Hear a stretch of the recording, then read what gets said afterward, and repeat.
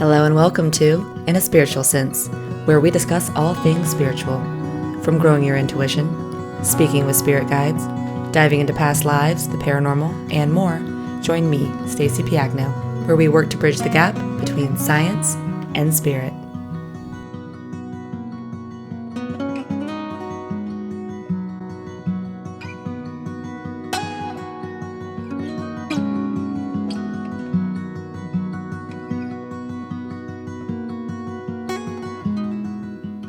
Hello and welcome back to In a Spiritual Sense. I'm your host, Stacey Piagno, and today we're going to talk about a very important topic, self-care. You know, there's a lot going on in our world right now. Lots of beautiful moments and lots of not so beautiful moments. And I know I speak a lot on the duality of life and finding our harmony within it. And because I do see that as the answer, in order for us to find this harmony and balance, we will at times need to dip our minds into all that might not be so beautiful. Because if we are not checking in with this space or this side, how can we fully expand and heal? How can we stay aware? Now, one thing I will praise myself on is the ability to stay pretty open and light when things may not be so ideal. And I do give a lot of this credit to the perspective that I hold and the larger picture of things. But there have been a few events lately that I see communities struggling with. And this is nothing new by any means. But I guess maybe I've just been inspired to speak a little more. And this may be a brief tangent to lead us into today's episode, but something that I want to acknowledge is this time we have entered as a collective. And for many in the spiritual world, it's a time of transition. And we spoke about this a couple weeks ago with our beautiful guest, Jyoti Ma, who I cannot speak highly enough about. But as she mentioned, this time for our collective is a time to move from our survival chakras into the heart. And as this happens, there will be destruction, because awakening means we have to leave behind that which doesn't serve us. And it means bringing things to the surface in order to dispose of it. And when this happens, it's not always bright, and it shouldn't be. It's okay to sometimes move through the darkness. In actuality, it's at times needed. And just as we've talked about healing the self, we also have to get in touch with our cracks as a collective. And due to certain events that have been happening in our society, I've started to dip into some of the ugly in our world. I mean, we see it all the time, but I can say I individually don't really get into it. And a lot of what I'm talking about has to do with our rights, politics. Ugh, I hate politics. I'll be honest, I don't even entertain them anymore. I mean, I will plead my ignorance right now and tell you I oftentimes live under a rock. And this is very intentional on my part. But I do understand that there is a lot being fought for and a lot of resistance. And as someone who is beginning to dive deeper into the spiritual community, I understand that we at times need to stand together to bring about change that many may not be okay with, and change that many might not understand. And I really don't see myself as an activist. I mean, starting this podcast for me was a jump, but I guess what I'm trying to say is, as we begin to enter another layer of change, and as we begin to enter into the time of the heart, something I do feel inclined to talk about is self-care. Because if we are going to heal as a collective, we have to start by healing ourselves. And if we are going to open our hearts to each other, we have to start by opening our hearts to ourselves. And if self-hatred is existent within the collective, it is because it is existent within ourselves. If physical sickness and lack of emotion is existent within the collective, then it is physical sickness and lack of emotion that is existent within ourselves. So you get my point. As we individually become more aware, so will our collective consciousness. And the way to become aware is to speak, to share, and to listen. And I'm speaking openly here about any topic, political or non-political, whatever pops into your mind, because there is so much going on and so much out there. And you've heard me say this before, but humanity does not like change. And something we're really good at is resisting. Again, both on the individual level and the collective level. So at any moment that we may start to feel resistance against the changes happening in our world or against those who are speaking out on societal wounds, I invite us all to open up our mind and hearts to the idea of what it is we are resisting against. Perhaps this change can serve us more. So today we are going to explore self-care. And I think a lot of times when we talk about self-care, we think about healing the physical body and the mental body. I mean, it is pretty recent that mental health has become a thing. But a conversation discussed the other day in my home was the idea that we sometimes don't acknowledge all areas of ourselves. And if we lack the awareness of all that creates us, we can't possibly give care to it. And with physical health being pretty assumed and mental health just now coming to the surface, I wanted to bring up the other two bodies that seem to be ignored. And this is the emotional body and the spiritual body. Yes, healing something is a start. And with all I'm about to dive into, there is only so much we can do at once. I understand this. But today, my intent is to, one, make sure we are acknowledging all areas of ourselves, and then to understand these areas and therefore be able to activate them and nurture them. So the four bodies that create our being in this time and space are the physical body, the emotional body, the mental body, and the spiritual body. And we see these bodies not only within ourselves as individuals and us as a collective consciousness, but we also see it within the environment around us. You see, these same four bodies are also present within our earth and within our universe, and they are present within the four elements. Remember, everything is always connected, and the power of four represents our foundation. It is around us and it is within us, both on a large scale and a small scale. Earth is the physical body, the physical realm, the material world around us, and it will affect the material body within us. We spoke about Mother Earth a couple weeks ago and how when she is polluted, we will become polluted. The air around us is our mental body, our thoughts. That's why when our thoughts are toxic, so is the air around us, the aura around us. Water is the emotional body. It is present within our oceans. And if we hold on to our emotions, they will one day overflow, just as our oceans may be predicted to do. And fire. Fire is our spirit. It's the current that does, the passion within us all. And when we listen to the four elements around us, they show our collective where we need healing, which in return shows us as individuals where we need healing. And I think with all that the world is sharing, there is so much healing to be done.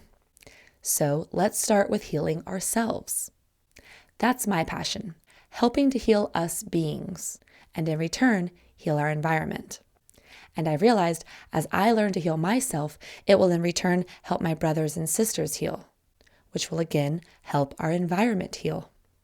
And I think today's episode will be a good reminder for those who may already practice this, and definitely a good discussion for those who may not.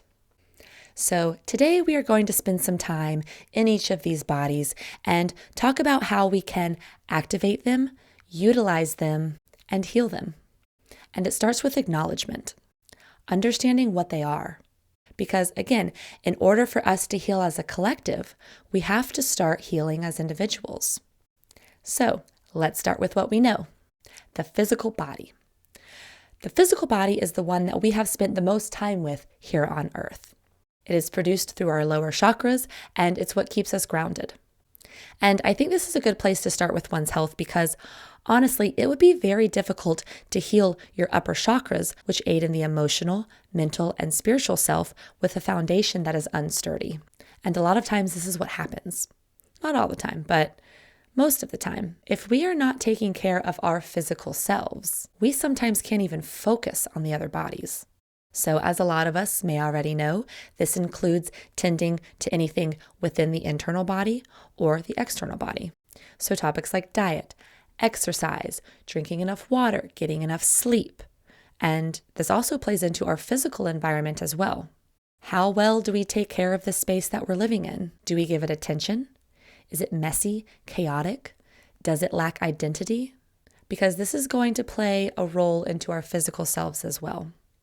And if it's not something you're used to, I challenge you to start giving attention to the concept of inward outward. Whatever is within will be projected without. Whatever is without will be projected within. Because this is the reality of life. This is the energy that we're working with. And when it comes to healing or staying healthy, the more we understand this, the more we will be able to thrive in it, and the more control we will have over our lives. So taking care of the physical is something that is pretty basic and something that at least most of us understand. Now, whether we do it or not, that's a different story. And when dealing with the physical body and environment, one thing I like to think of is this. With all the bodies that we're going to go through today, we can think of it quite literally. The body, being the physical, is what holds everything together. It's the vessel that holds our spirit, our mind, and our emotions. It's the container. And if our container lacks attention, it's going to start to deteriorate. Therefore, the soul and the emotions and the mental state can't possibly prosper because they are now unstable due to their environment, which, as we just mentioned, affects both within and without. And if the body, our physical foundational state, is unreliable, and we then try to heal the mental or emotional or spiritual, it will continue to fall short, leaving us with feelings of aggravation, irritation, hopelessness. And we would probably start to feel extremely discouraged at why nothing is paying off. And it could be because we are just circling around and around, disregarding that cracked foundation that needs tending to. So in my mind, this is the place to start. Also, if we can get our physical self together, we will have no choice but to learn how to produce willpower, motivation, goals, structure, a routine. And it is this that is going to give us the tools that we will need to carry over into other areas of our lives. And I know it's hard to start dieting and to start becoming active and getting geared up to clean and organize and make sense of things. Starting is always the hardest part, at least for me it is. But it is this routine that will act as the structure to then allow the other bodies to heal. Think of the skeletal system. It is the physical structure that holds our organs, which is responsible for our emotions. It is the physical structure that holds our brain and our nervous system, responsible for the mental. And it is the physical structure that supports our overall body, which acts as a suit to contain our soul, which is the spiritual body. And without this physical foundation working properly, it is going to affect all within it and around it. So once the physical body starts to receive attention, we can then begin to work towards other areas. So let's move on to the mental, which I would say is another body that we are pretty familiar with. I mean, with mental health starting to present itself as an issue, I think a lot of people have begun to jump on the bandwagon. I do think, though, as we are just starting to understand this, there's a lot of talk and not so much action, which is how we learn. A lot of times we have to digest information, both individually and collectively, and then we start to speak about it and think about it. And it can take time for us to get to a point where we are actually able to embody what it is we talk about. And that's a lot of what I see happening. So I think as we continue to learn about the power of our minds, we will only continue to get better in this department. And I think something that many of us are starting to acknowledge along with this is the power to take time to physically separate ourselves from environments that can be overstimulating and stressful. And this will, of course, come into play with each of the four bodies. But since we're on the mental, if we are not taking time away to depress, our mental state is going to become overworked, just as the physical body would. And it will then be very difficult for us to create space to work with our mental state. And I do think mental healing, again, starts with awareness of how the mind works, and awareness of how our patterns produce thoughts and speech that exist in our mind and affect our entire body. And when it comes to mental health, I think due to the lack of awareness that we sometimes might have, many of us might feel trapped trapped in a mindset that will then affect the emotional body and affect the physical body. Because as you may start to see, they're all tied together. But trust me when I say, no matter what we are dealing with, we do hold the power to become unstuck. If you have not listened to episode 8, Rewiring Your Brain, and last week's episode, Energetically Speaking, and you feel stuck in your current mental state, please go listen to those episodes. They were literally written with the intention of how to gain control of your mind. So I guess I won't really repeat it all here, but there is so much information out there. You just have to want to dive in. Something I will, however, briefly touch on as far as the mental state is that in order for us to take control of our mental state and not allow it to control us, we must become aware of our thoughts at all times, especially those times when we are tested or overstimulated or tired, because these are the times when we often lack awareness. And these are also the times when the mental state has the largest opportunity to expand. Think about it. We don't expand when everything is always sunshine and rainbows. We grow when we are able to produce what we practice when it really counts. As I've mentioned before, patience is not patience unless it is emitted during times of chaos. It is the capacity to accept and tolerate that which would often cause suffering. Control is not control if there is no environment to be controlled. So if this is the goal, us being able to emit a suitable mindset, no matter what the environment, then we have to start with the awareness of what we are thinking at all times. We need to get to a point where we are so conscious of the subconscious.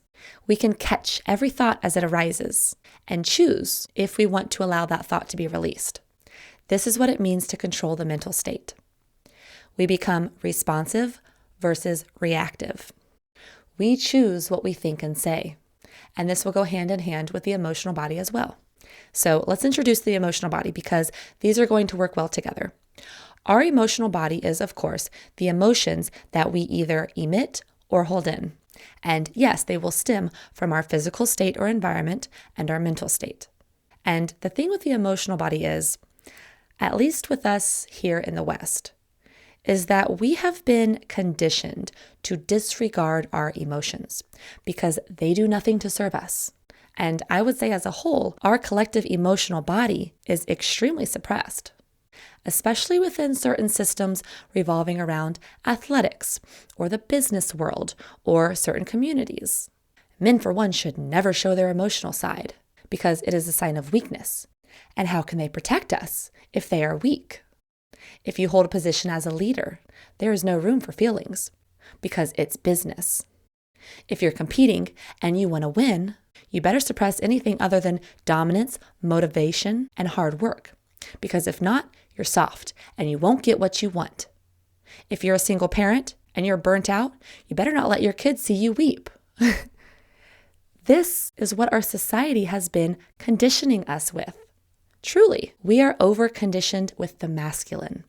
Again, masculine meaning productivity. The feminine intakes, it nurtures, and the masculine produces and inspires. And we need both. But as a young society out here in the West, we have come with the mindset of producing, inspiring, and creating. We left the culture of our past lineages behind, only to start a new dream in a new place with new ideas.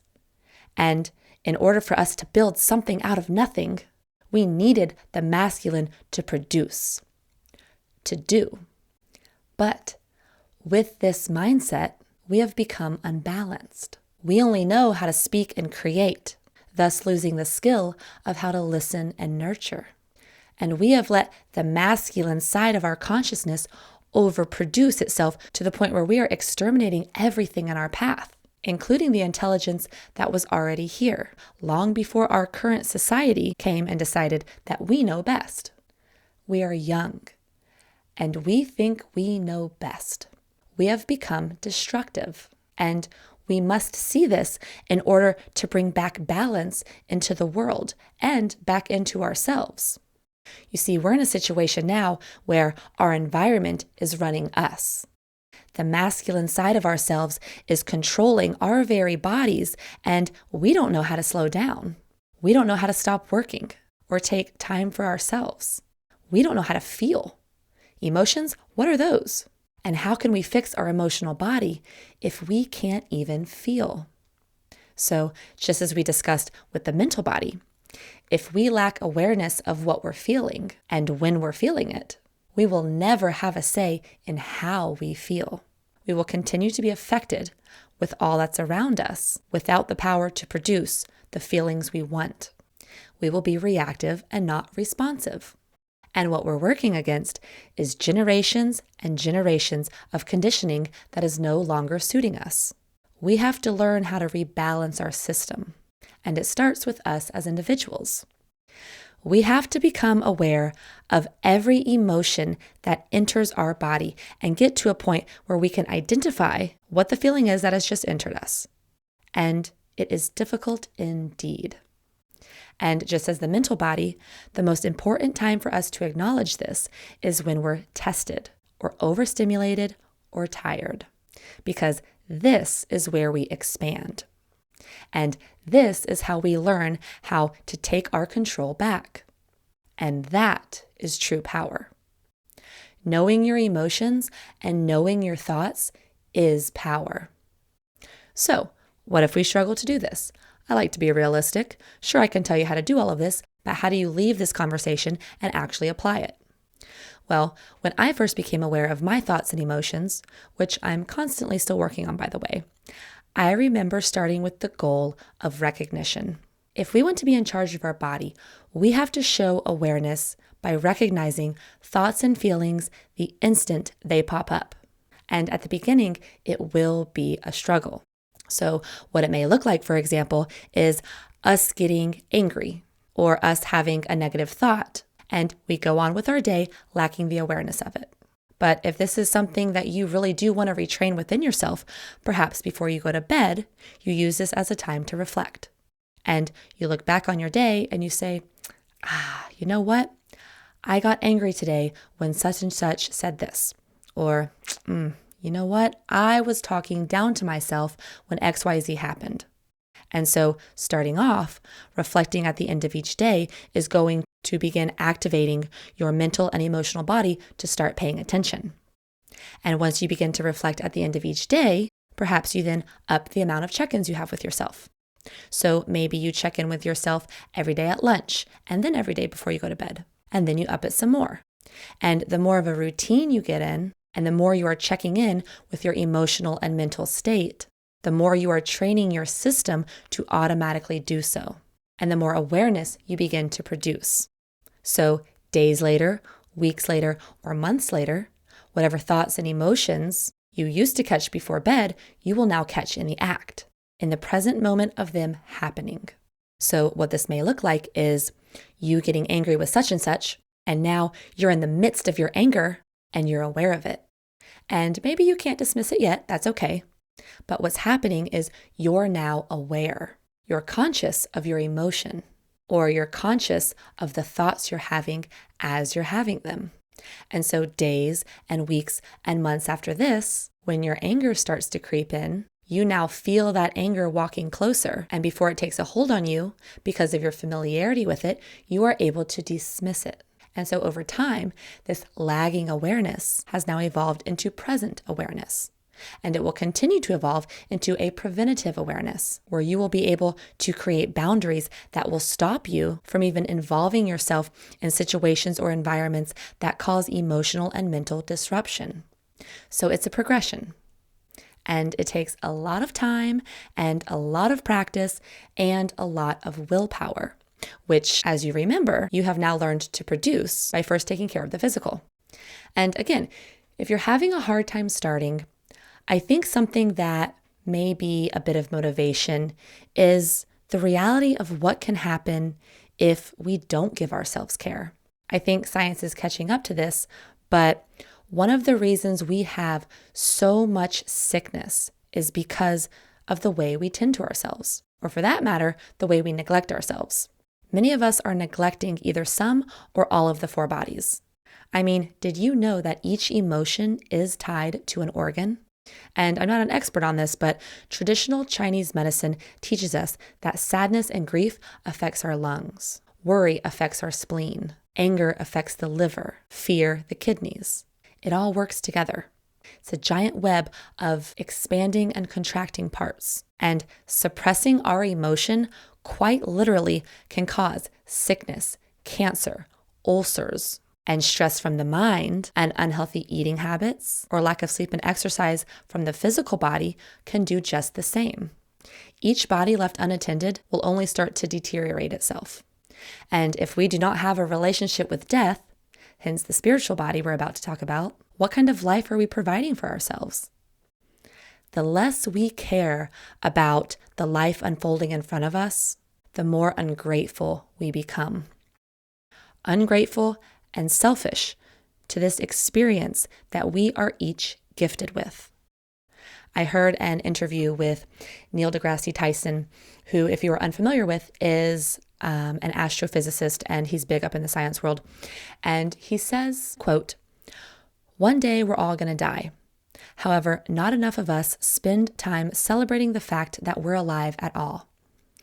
You are lucky that you get to die. Most humans who could ever exist never will. There's been more humans that have not come into existence than do exist. So the fact that you exist at all is against stupefying odds of who gets born and who does not. Realizing this, we are alive. We get to die. And to get to die means to get to live. Any moment you spend squandering those moments you are alive does disrespect to all those who will never even be born. So, to not care about our self-care is doing injustice not only to yourself, but to the collective consciousness. You see, once we understand that we are all one living, breathing organism, it takes the focus off of just you and just me. We are all one body together. And if one of us is sick, mentally, emotionally, physically, or spiritually, those who are healthy will help heal that individual. But on the other hand, that individual can also spread sickness. It's a dance of push and pull, as everything in the universe is. And once we can awaken to this idea within ourselves, then we will begin to awaken the spiritual body. So, what is the spiritual body? Well, I can give you my idea of what I think it is, because I think the spiritual self can be so many different things. But when I think of this part of ourselves, I think it deals with finding our truth within. What is your connection to life itself? Who are you? And I think asking yourself this question is where to start. This is how we awaken the spiritual body within. And this is not a body made for survival like the physical. So we can see how if our physical body is sick, tapping into the spiritual body might not be on our radar because we have to heal our survival needs first. And that physical foundation needs to be nourished in order to give us the energy we will need to focus on our connection and identity. Jumping to the collective, I sometimes think about the evolution of man and how we have evolved from our caveman days and learning about the physicality of life to then moving on to the mental stages of life when we began to learn about science and philosophy and how we go through the emotional stages with the stories that we live. And I think what Jyoti was touching on a few weeks ago when she mentioned that our collective is entering the time of the heart is that we as people are now beginning to transition into our spiritual stage on the collective level. Because remember, the bodies that we have and feel as individuals are also repeated on the massive collective scale. And because more and more of us are individually tapping into our spirituality, meaning who we are, why we're here, and how we're all connected, it is now affecting the massive intelligence and raising our vibration as a whole. And this is part of the natural evolution of consciousness. We evolve into different stages. So back to the individual. As the greater mass inspires us to individually change, how do we work with our spirituality? Well, to me, this is the fun part, hence the show. There's tons of inspiration around us to help us start. It begins with an interest of the unknown. And really, we have to take time to be with ourselves, to get to know who we are, to sit with ourselves and become friends with ourselves. Think about who we want to be and then embody that. What inspires us? What are we interested in? I've noticed our interests and passions are directly tied to our path. And once we open our hearts to this idea, we begin walking on our path and we become more aligned with our purpose. And I think once we begin to wonder about our purpose, the seed of the spiritual body becomes awakened. And how much it grows will be dependent on how much we water it. And I will say there is a shadow side when it comes to spirituality, because we have to dig into the cobwebs that have been hiding deep down within us. And we have to confront them and make peace with them. Maybe we don't like the idea of needing to sit with ourselves, but this is a must. And I know we've talked about it on previous episodes because just like with any of the four bodies, we are going to have to clean out all that old gunk to make space for the new. But to start us off, it doesn't always have to just be the shadow work. Again, there is always an equal amount of duality. With everything, there is always light and dark. And if it helps you to become inspired, start with the light. Explore rabbit holes of what interests you, because these journeys will lead you deeper and deeper into your path. So get excited about something and work with it. And just as you created your physical routine and your mental and emotional check-in routine, you can create a spiritual routine. Make time to be with you. So if one can understand self-care on the individual level, it's going to be reflected on the collective level, which again is part of who we are. We as individuals are in charge of caring for our system. We are the parent, and these bodies we hold are our children. And if we ignore one of them, it can grow to become unstable and affect the system as a whole, affect our family dynamic. Just as us individually being unstable will affect the collective as a whole. The way to a healthy world is to start with each of us as a being and then address each of our systems as its own being. And by doing this, we will begin to uplift ourselves and each other. And that is a life I know I want to be a part of. So, time to get started. Be who you've always wanted to be and trust that you already are all you've always wanted to be. Now, if you enjoyed today's episode, I hope that you use it to inspire those around you. And I will see you next time on In a Spiritual Sense. For those looking to connect further, please feel free to send emails to info@inaspiritualsense.com or hit me up on Instagram at spiagno, that is SPIAGNO, where you can find weekly inspiration and updates. I look forward to connecting with you.